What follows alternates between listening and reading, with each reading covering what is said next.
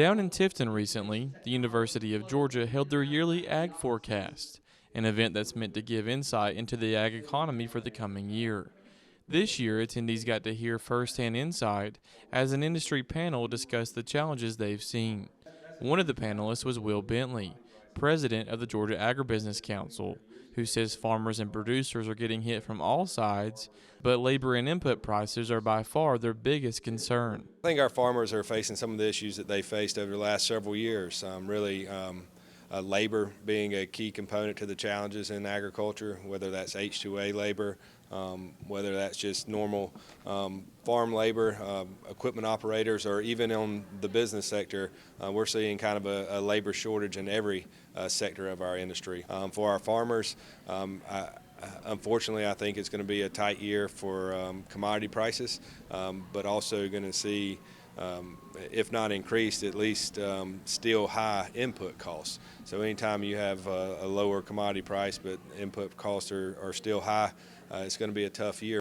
One person that knows that all too well is Carla Thompson, vice president of Jet Farms Georgia, who says that finding good, reliable labor is by far their biggest challenge. Our number one challenge right now in our operation, and that's across every aspect, is finding good help.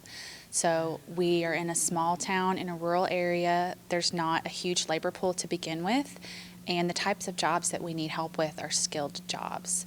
So finding people to fill those spots and people that have the flexibility to help with the harvest side, that can be really challenging. According to Thompson, the reason why labor is such a big problem for them is due to how labor issues end up affecting their entire operation, so much so that they've had to let produce go to waste because they couldn't get it out of the field. It really does affect all facets of our operation, be it from harvest to planting to even finding people to help work in the office. So on the harvest side, where it really gets to be a problem is if we don't have enough labor to harvest the product from the field. That's especially a big deal when you look at sweet corn, green beans, blueberries. They don't store. They have to be harvested at the right time, or they're no good.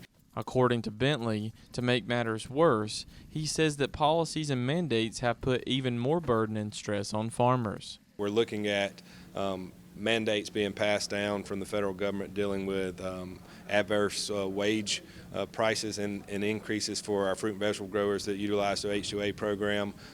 We're seeing more mandates on some of the crop protection products that we use that are very productive for our farmers.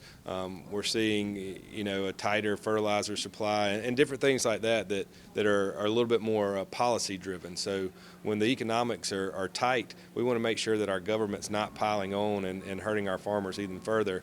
Reporting in Tifton for the Farm Monitor, I'm John Holcomb.